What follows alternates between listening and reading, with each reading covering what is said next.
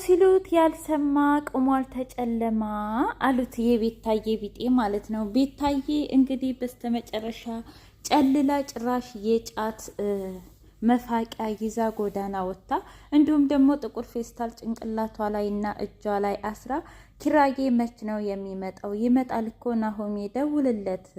ኪራዬ የኔ ፍቅር ከኔ ውጭ መኖር አይችልም፣ መወደዋለሁ፣ አፈቅረዋለሁ፣ ዝናቡ ጣለ እያለች ነው እንግዲህ። ከፍቅር መገለጫ ውስጥ አንዱ ዝናብ ሲጥል ፍቅረኛሞች በአንድ ላይ ከተገናኙ አብረው እስከ መጨረሻው ድረስ ያረጃሉ ይባላል ፊልም ላይ፣ ያው ህንድ ፊልም ላይ እና የእውነት የቤታ ነገር በጣም ያሳዝናል። አያችሁ ግን ይገርማል። ጽናትዬም ሆነች ኪራዬ አይደለም ስለ ቤታ ሊያስቡ ቀርተው ምንም አልመሰላቸውም። ፍቅራቸውን እያጣጣሙ ይገኛሉ። ጭራሽ የኔ ስስት ስትሽኮረመም እኮ እንዴት አባቷ እንደምታምር ወይኔ የኔ ጽናት እያለ የኔ ምስኪን እያለ ስለ ፍቅሩ ስለ እሷ ነው እንጂ የሚያስበው አረ ቤታን እንድጎድቻታለሁ ብሎ በፍጹም ሊጸጸት አልቻለም። ስለዚህ ወንድ ልጅ እንደዚህ ነው ሴቶችዬ። እውነት ከዚህ ከድራማ ልብ ብሎ ላየው ላዳመጠው በጣም ብዙ የሚያስተምር ነገር አለ። ወንዶች እንግዲህ ምንም ቢሆኑ የልባቸውን ከሰሩ በኋላ ከዛም በኋላ ሌላ ሰው ሲያዩ እኛን ረስተው ህይወታቸውን ይቀጥላሉ ማለት ነው። በጣም ያሳዝናል እውነት ለመናገር እንግዲህ ቤታዬ መች ይሆን የምትድ ነው የእውነት። ብዙዎቻችሁ ግን እያስመሰለች ነው እንጂ በፍጹም ቤታ ልታበድ አትችልም፣ አላበደችም እያለችው ነው። የእውነት አላበደችም። እኔ ግን ያበደች ነው የሚመስለኝ። ምክንያቱም ለ5 ዓመታት እንግዲህ እሱን ከሱስ አውጥታ ቤት ተከራይታለት ብዙ ነገር አድርጋለት የብዙ ዓመት ፍቅሯን ነው የተከዳችው። ስለዚህ ለምንድን ነው ያላበደችው? እንደ ያብዳለች፣ ጨልላለች። በሌላ በኩል ናሆሜና ምሩ እንግዲህ ፍቅራቸው እንደቀጠለ ይገኛል። እሱም በጣም ነው የሚያፈቅራት፣ በጣም ነው የሚወዳት። ነገር ግን እሷን መጉዳት አይፈልግም፣ እሷም ደግሞ እሱን መጉዳት አትፈልግም። ምክንያቱም እሱ በባለፈው ለጽናትዬ ያላት አያንተ ነው ብለህ ነው አንተ እንደለቀቀ ሁሉ አለችው። አይ እኔ እኮ ታውቂ የለ ተፍ ተፍ ላለሁኝ ከዚያ በኋላ ከሆነ ይሆናል ካልሆነ አይሆንም እያለ ሲያወራ ከጽናት ጋር እንደ አጋጣሚ ቤታ መታ ነበረ። ከዛም በኋላ ቤታ ያንን ነገር ሰማችና ተቆጥታ ሄደች። ለምን እንደዛ አደረክ ግን ናሆሜ ስትለው ምን ላደርግ ብለሽ ነው ጽናቴ? ታይቂ የለ እሷ እኔን እንዳልጎዳ ብላ ብዙ ነገር እያደረገች ነው። ስለዚህ እሷ ከምትጎዳ እኔ ብጎዳ ይሻላል ብዬ ነው እንጂ ምሩዬም በጣም ነው የማፈቅራት፣ በጣም ነው የምወዳት እያለ ነበር። ያ ሁሉ አልፎ ግን አሁን ላይ ጭራሽ ከጎኗ ነቅቶ ከምኝታዋ ንቅት ብላ ስታየው እሱ ከጎኗ ተኝቶ ነበር። የኔ የዋህ የኔ ምስኪን እያለች ጸጉሩን ልትነካው ስትል እንዳጋጣሚ ተነሳ። እንዴ አለሽ እንደዚህ ተነሳሽ እንዴ አላት። ከዛም በኋላ ዝም አለችው። ኧረ አዋሪኝ ሲላት ተኝቼ እኮ ነው ገና ነቃሁ አለችው። እንደዛ ነው ማለት ነው። ግን እስኪ ንገሪኝ የጽናትና የኪራ ፍቅር ግን ደስ አይልም? ሰላም ውድና የተከበራችሁ የቻናል ቤተሰቦች እንዴት ናችሁ? ሁሉ ሰላም፣ ሁሉ መልካም። እኔ እግዚአብሔር የተመሰገነ ይሁን ሰላም ነኝ። ለዚህ ቻናል አዲስ የሆናችሁ ሰብስክራይብ በማድረግ ቤተሰብ የሆኑ ነባር ቤተሰቦች ደግሞ ስለምትከታተሉኝ ከልብ አመሰግናለሁ። ጽናት ድራማ እንግዲህ እንደቀጠለ ይገኛል ማለት ነው። እውነት ለመናገር በጣም የሚያሳዝን እንዲሁም ደግሞ በጣም የሚያስተምር ድራማ ነው። እንግዲህ በህይወታችን በእውነተኛ ታሪክም ይሁን በፊልምም ይሁን የምናያቸው በእውነተኛ ታሪክም አንዳንድ ቤቶች አሉ። ቤታዬ ለብዙ ዓመታት የገነባችውን ፍቅር በቅጽበት ነው ያጣችው። ምክንያቱም እሱ መጀመሪያ አክብሮት አልሰጣትም ነበር እውነት ለመናገር ማለት ነው። እንደዛ እያመናጨቃት፣ እንደዛ ደግሞ ለጽናትዬ እያገዘ እንደዛ ሲሰርባት፣ እንደዛ ከፍ ዝቅ ሲያደርጋት ጽናትዬ ቤታዬ መንቃት ነበረባት። ነገር ግን እሷ ፍቅር መቼም ሁሉን ፍቅር ከፈቀራችሁ ምንም ነገር አይታያችሁም ይባላል። ከእንቅልፋችሁ ስነቁ ነው የእሱ ጥፋትም ሆነ ትክክለኛ ማንነቱ የሚገለጥላችሁ የሚባለው። ለካስ እውነት ነው። ምክንያቱም ቤታ ያኔ ለእሷ ሲያግዝ ምን ሲል ምንም አልመሰላትም።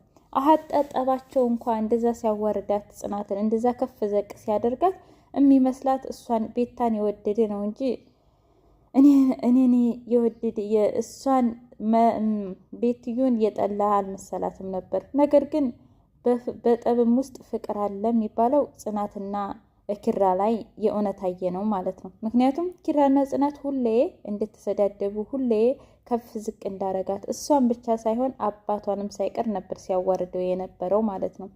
አንቺ የመጣሽው ማን እኔ አንተ ቆይ አምነህ ተቀበል ናሆሚ እንኳ ኧረ አምነህ ተቀበል ፍቅር ይዞሃል እኮ ከጽናት ሲሉ የምን ፍቅር ነው የምታወራው? ኧረ እኔ በፍጹም ደግሞስ ደግሞ እሷ ሰራተኛ እኔ እንዴት እያለ ራሱን ከላይ እየካበ ራሱን ከፍ እያደረገ ጽናትን ዝቅ እያደረገ ነበረ። ስንት ነገር አድርጓታል። ሌባነሽ ብሎ ጠፍጥፏት ያውቃል፣ ደፍሯት ያውቃል።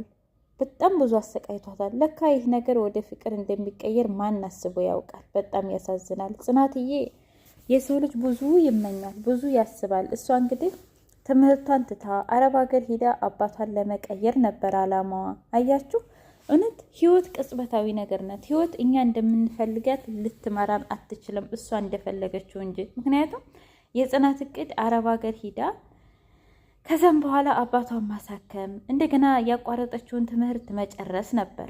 ነገር ግን እሱ ሁሉ ተቃራኒ ሆኖ ጽናትዬ አሁን የደፈራትንና እንደዛ ሲያመናጭቃት የነበረውን ልጅ አፍቅራው ቁጭ ብላለች። ፍቅር ግን እንዴት ደስ ይላል እያለች ነበር። እንደ አጋጣሚ ወደ ኪራ ክፍል ስትገባ አልጋው ተነጥፎ ሰላማዊ ሆኖ አገኘችው። ወይኔ በቀን 5 ጊዜ እንደማንጣላ ሁሉ በቀን 5 ጊዜ እንደማላነጥፍ ሁሉ ዛሬ ግን ተቀይሮ ለእኔ ያስባል። ተመስገን አምላኬ፣ አሁን በጣም ደስተኛ ነኝ። ግን ይሄ ደስታዬ ያምሽ አያምሽ እማቀው ጉዳይ የለኝም። ግን ስለ ሁሉም ነገር አመሰግንሃለሁ እያለች ፈጣሪዋን እያመሰገነች ነበር። ከዛ ኪራዬ መጣ። እንዴ እዚህ ነሽ እንዴ የኔ ውድ አላት። አዎ። ለመሳም ጠጋ ሲል ተሽኮረመመች። ለምን ተሽኮረመሚያለሽ? ምን ሆነሽ ነው አላት። አለ አይደል ትንሽ ልቆይ። እሺ አንቺ በፈለግሽበት ሰዓት ሁሉም ነገር ይሆናል። እንደዛ ማለት ሽማግሌ ልኬ ማለት ነው አለችው። አዎ ምን ችግር አለው? አባትሽ ጋር በቅርብ ሽማግሌ ልካለሁኝ አላት። ከዛም በኋላ እሺ በጣም ደስ ይለኛል፣ ታውቃለህ እኔ ባንተ ደስተኛ ነኝ ብላ ጉንጮቹ ላይ ሳም አደረገችው። ከዛ እሱም ሳም አረጋት። ከዛም በኋላ እንግዲህ ፍቅራቸውን እያጣጣሙ እሷን በጣም እያመሰገነችው፣ እሱም ደግሞ አንቺ ከመጣሽ ወዲህ ህይወቴ ሁሉ ከጨለማ ወደ ብርሃን እየተቀየረ ሄደ። ታውቂያለሽ አንቺ ጋር ከተገናኘው በኋላ ሁሌ የመሳቅ ሁሌ የመጫወት ሁሌ የመዝናናት ሆኗል እያላት ነበረ። ይገርማል እኮ እንግዲህ ቤታዬ ጎዳና ላይ ሆና ጫቷን የጫት እንጨቷን ይዛ እየጨለለች ትገኛለች። ወይ ጉድ ጭራሽ እኮ ይመጣል እያለች ነጠላ ዜማም አወጣችላም ማለት ነው። ወይ ነጠላ ዜማ እሱ እንደው መስሚያ አውጥቶ ሆኗል። ከዛም በኋላ እንደ አጋጣሚ ሀና ጎረቤታቸው መጣችና ከዛ እጇን ያዘቻት። ግን ልብሽ ምን አይነት ነው? 2 ልብ ነው? ንጹህ ልብ ነው ያለሽ? እንስ ንገሪኝ፣ ልብሽ ለ2 አልተከፈለም እያለች እጇን ይዛ መሄጃ ሳጣቻት። እንዴ አረ ምን ሆነች ነው ስትል እንደ አጋጣሚ ናሆም የመጣ። ከዛም በኋላ በይልቀቂያት ቤታ በይልቀቂያት። ከዛም በኋላ ምን ሆና ነው አለችው። ይሄው እንደዚህ እኮ ናለች እኮ አብዳለች፣ እንደዚህ እኮ ነች። በቃ በስተመጨረሻ ያችን የማውቃት ቤታ ነች አለች። በጣም ደነገጠች። አዎ አንቺ የምታውቂያት ነች። ከዛም በኋላ በጣም ደነገጠች እና እኔማ ይሄን ነገር ጽናት ጋር መሄድ አለብኝ ብላ ወደ ጽናት ሄደች። ከዛም በኋላ ናሆሚ ፍጥጥ ብሎ አያት። ወይ አምላኬ በቃ መጨረሻሽ ይህ ይሁን። እኔ እውነት ለመናገር በጣም ታናጅኛለች፣ ግን እንዲህ እንድትሆኚ አልፈለግኩም ነበር እያለ በጣም ትኩር ብሎ ሲያት ኪራ ጋ ደውልለት አለችው። ከዛ እንደ አጋጣሚ የናሆሚ ስልክ ጮኸና እያወራ ነበር። እሱ ግን ሌላ ሰው ነበር ያወራው። ኪራ ጋ ደወልክለት? እሱ ነው የሚመጣው? እሱ ይመጣል አይደል? እሱ ይመጣል አይደል አለችው። አዎ ይመጣል። አዎ በቃ ብሎ እንግዲህ እሱም ወደነ ጽናትዬ ቤት መጣ ማለት ነው። ከዛም በኋላ ሀንዬ መጣችና ጽናትዬን ጉንጯን ሳም አድርጋ ቆየች። እንዴት ነበር ቆይታሽ እናትሽ ጋር ያሉትን ነገር ስትላት? ደህና ነበርኩ እኔ የምልሽ አለቻት። ምንድን ነው? ቤታን እኮ አየኋት። ምን ታደርጊዋለሽ? ታውቂያለሽ ግን እኔ የጥፋተኝነት ስሜት እየተሰማኝ ነበር። ያን ጊዜ ተይ እኔ ኪራን የማጣው ከሆነ እሞታለሁ ብላኝ ነበረ፣ የሆነ ነገር ሆናለሁ ብላኝ ነበር አለች። አይ ያንቺ ጥፋት አልነበረም። ሲጀመርም ኪራ እኮ ድሮውንም አያፈቅራትም አይወዳትም ነበረ። ስለዚህ እንዲህ እንድታስቢ አልፈልግም አለቻት። ሀንዬ። ከዛም በኋላ ይሄማ ቢብ መስማት አለበት ብላ እንግዲህ ለባሏ ደወለችለት። ከዛም በኋላ ናሆሜ መጣ። ጽናት እንዴት ነሽ ብሎ ሳማት። ደህና ነኝ። ታውቃለህ እኔ በጣም እየደበረኝ ነው። እኔ በጣም ያደረግኩን ነገር በጣም እየወቀሰኝ ነው አለችው። እባክሽ ተያት በቃ አንቺ ህይወትሽን ቀጥይ። አንቺ ምንም ነገር አላደረግሽም። እሷ እኮ ናት። ኪራ እኮ ድሮውንም አይወዳትም አያፈቅራትም ነበር፣ ግን ይሄንን አምና መቀበል አልፈለገችም ነበር አለ ናሆሚ። ነው ብለህ ነው? አዎ ጽናትዬ እንደዛ ብሎ አጽናናት። እልቅስ ምሩ የት ናት ሲላት፣ ምሩ አሁን ተኛች። ስለዚህ ልሂዳ አራት ተረብሻት አለችው። አይ እኔ ታውቂ የለ ስራ የመረበሽ ነው አለና እንግዲህ ናሆሚ ወደ ምሩ ጋር ሄደ። ከዛም በኋላ የሀና ባል መጣና እንዴት ነችሁ? ሁሉ ሰላም? ደህና ነኝ። አበደች እኮማ ምን አለ ደነገጠ። ቤታ እዚህ መንገድ ላይ ያገኘኋት እሷ ትሆናለች እንዴ አለ። አዎ እሷ ነች አለችው። ከዛም በኋላ እንግዲህ ምን ይደረጋል ፈጣሪ ሁላችንንም ወደ ቀልባችን ይመልሰን ብሎ ባለቤቷ ከዛ ጽናትዬ እረ ምግብ ብሉ ቡናም ጠጥታችሁ ትሄዳላችሁም ስትላቸው እንኳ አይ መሄድ አለብን እንሄድ ብለው እንግዲህ ሀናና ባለቤቷ ወደ ቤታቸው ሄዱ።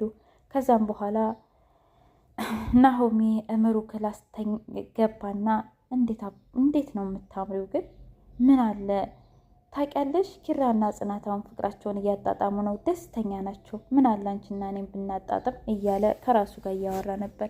ከዛ ድንገት ክንዷ ላይ ወደቀና እቅፍ አድርጓት ተኛ። ከዛም በኋላ እሷም ደግሞ ንቅት ስትል አየኔ ዋህ አንተን የመሰለ ሰው አግኝቼ ግን ምን ዋጋ አለው ታውቃለህ? አሁን ላይ መኖር ፈለግኩኝ።